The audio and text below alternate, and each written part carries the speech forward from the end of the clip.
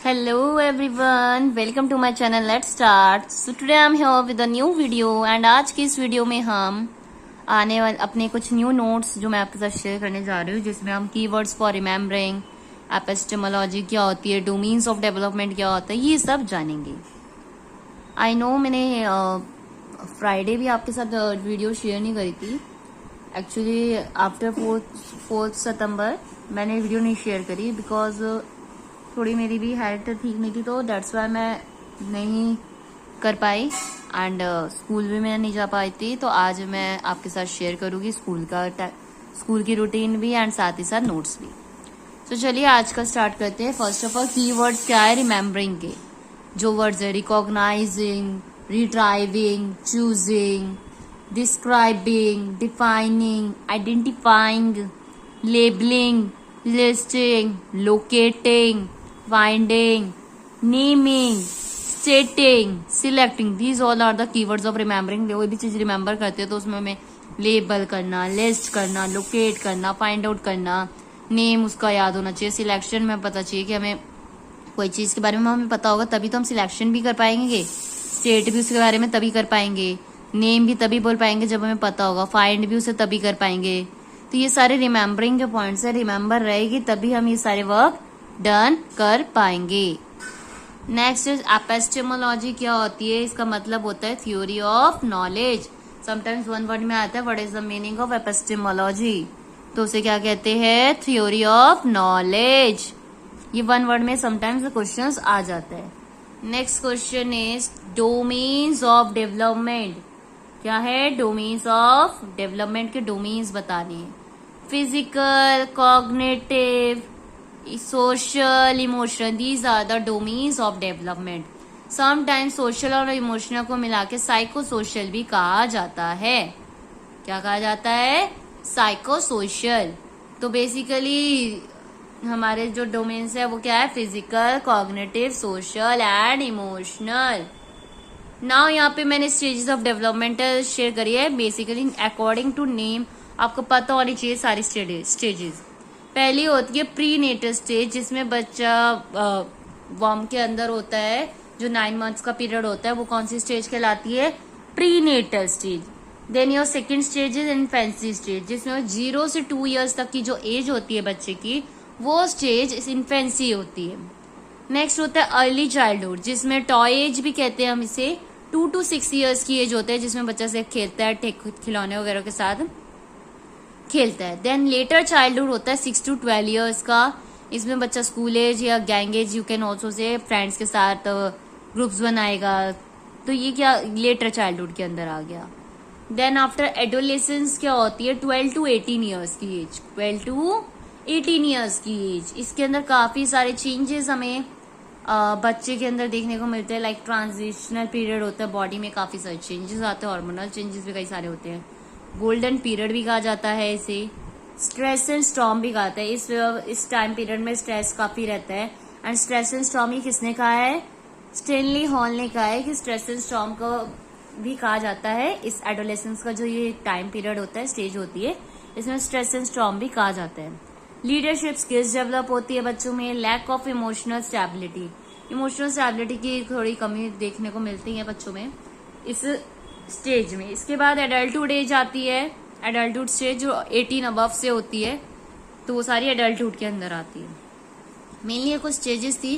According two year आपको पता होने चाहिए कि कौन सी, समटाइम्स बोला जाता है टॉय एज कौन सी ईयर की होती है, तो 2 to 6 ईयर्स की एज को टॉय एज कहेंगे। इन्फेंसी पीरियड कौन सा होता है, 0 to 2 ईयर्स का। आपको ईयर्स भी गिवन हो सकते हैं, आप बोला जाए 6 to 12 ईयर्स कौन सा स्टेज होती है, और ऑप्शन में इन्फेंसी, अर्ली, लेटर, एडोलेसेंस, ये सारा दे दिया जाए, तो यू नो ना later childhood, this is the stage of latest childhood.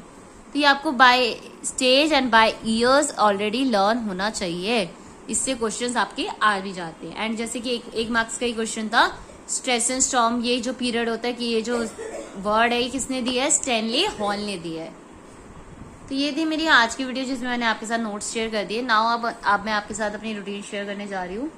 आज मैं स्कूल 8:15 तक पहुंच गई थी, थोड़ा लेट हो गई थी, थोड़ा जैसे कि मैंने आपको बताया तबीयत ठीक नहीं थी, तो थोड़ा सा लेट भी हो गई थी। 8:15 के अराउंड पहुंची थी। देन उसके बाद हमने प्रेयर करी स्टूडेंट्स के साथ। स्ट्रेंथ मेरी ठीक आई थी आज। कुछ बच्चे थे छुट्टी पे, 5 स्टूडेंट अप्रॉक्स थे छुट्टी पर। एंड देन फिर अपनी क्लास में जाती मैंने मैथ्स का बच्चों का एक रिवीजन शीट बना, ब्लैक बोर्ड पे रिवीजन ली थी एक लेसन की, चैप्टर की, जो मैंने लिख दी थी, जिसमें डिविजिबिलिटी रूल्स एंड और फैक्टर्स वाली जो एलसीएम वगैरह ये सब था। तो ये हमने करा था, बच्चों को दे दिए थे, बच्चों ने करे थे। एंड देन उसके बाद मैं दूसरी क्लास में चली गई थी अपने सब्जेक्ट लेने। वहाँ पे जाते ही मैंने वहाँ के बच्चों को मैथ्स का टेस्ट दिया and then after that English का टेस्ट लिया स्टूडेंट्स का। फिर लंच हो जाता है तो लंच की बेल होती है, मैं अपनी क्लास में आती हूँ तो मैं क्या देखती हूँ, कुछ बच्चे मेरे आने से पहले ही ऑलरेडी हैंड वॉश करने निकल चुके होते हैं, जो कि बिल्कुल ही भीड़ जमा हो गई थी एकदम से हैंड वॉश करने वाले में। तो मैंने पहले तो उन्हें उस चीज़ के लिए समझाया कि इस तरह से without my permission you can't go, जब तक मैं क्लास में ना एंटर हूँ तब तक आप बाहर नहीं जा सकते। तो मैंने पहले तो बच्चों को ये समझाया, इतने मैम ने भी, प्रिंसिपल मैम भी राउंड पे थे तो उन्होंने भी बच्चों को यही बोला कि इस तरह से बाहर नहीं आना है। देन फिर बच्चों को इस बात में समझाया गया कि 1 बाय 1 हैंड वॉश करने जाएंगे, जब तक मेरी परमिशन ना हो तब तक ना जाए, क्योंकि बच्चे तो चले जाते उसी में मैडम उसने पानी मार दिया, ये सब बच्चों के कंप्लेंट्स भी आने लगती है। तो इसलिए मैंने ये रूल भी बोला कि जब तक मैं क्लास में एंटर ना हो तब तक आप, और ये जस्ट टीचर्स जब एक्सचेंज होते, क्लासेस हम एक्सचेंज करते हैं, उतनी देर में ही लंच होता है तो बच्चे एकदम से जाने लगते हैं, तो उसके लिए आज बोला गया है। देन फिर लंच हुआ सबका। आफ्टर लंच मैंने बच्चों का उसका टेस्ट दिया था, इंग्लिश का टेस्ट। देन मैंने साइंस की रिवीजन साथ ही साथ ब्लैक बोर्ड पे लिख दी थी। मैंने कहा था ये रिवीजन है, सबको करनी है। 2 लेसन्स की रिवीजन लिखी थी एंड उसमें से सब बच्चे, कई बच्चों ने अच्छे टेस्ट करे इंग्लिश का, बट जो साइंस की रिवीजन थी 2 स्टूडेंट्स ऐसे थे जो रिवीजन कर ही नहीं रहे थे, बिकॉज मेरे पास कुछ प्री प्राइमरी क्लास का वर्क आया था करने को, मैं वो करने लग गई थी।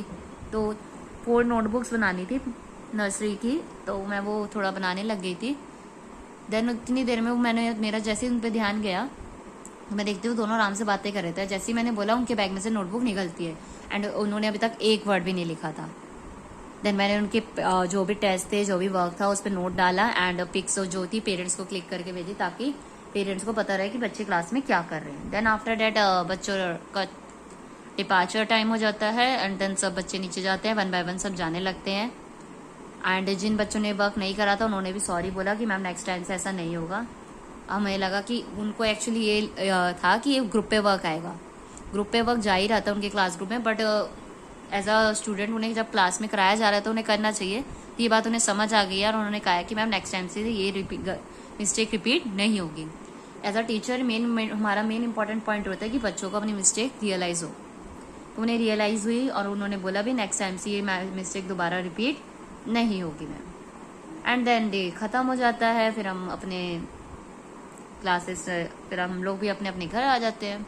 सो आज का दिन कुछ ऐसे ही रहा। फिर उसके बाद तो आपको पता ही है घर की रूटीन अलग ही होती है। इफ़ यू वांट कि मैं आपके साथ अपनी ट्यूशन की रूटीन भी शेयर करूं तो आप मुझे कमेंट सेक्शन में बता सकते हो, क्योंकि मैं ट्यूशन्स भी लेती हूँ स्टूडेंट्स की।